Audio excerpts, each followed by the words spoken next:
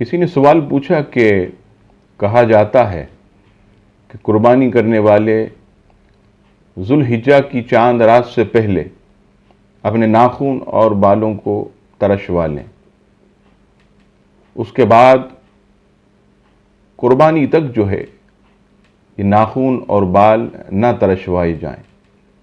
اس کے بارے میں حدیث پاک میں کیا حکم ہے؟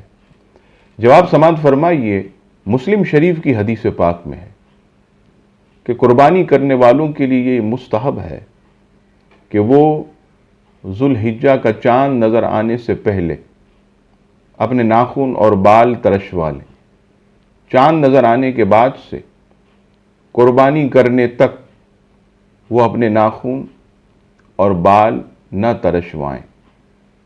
یہاں ایک بات یاد رکھیے گا کہ یہ عمل مستحب ہے، کوئی فرض یا واجب نہیں ہے۔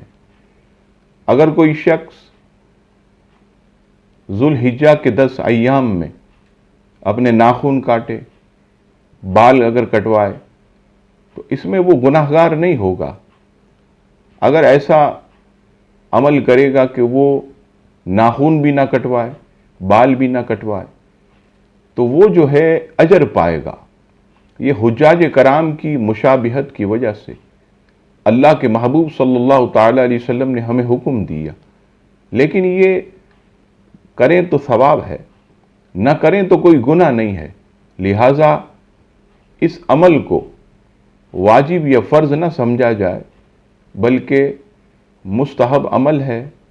کریں گے تو ثواب ہے، نہ کریں گے تو کوئی گناہ نہیں۔ اللہ تبارک و تعالی ہم سب کو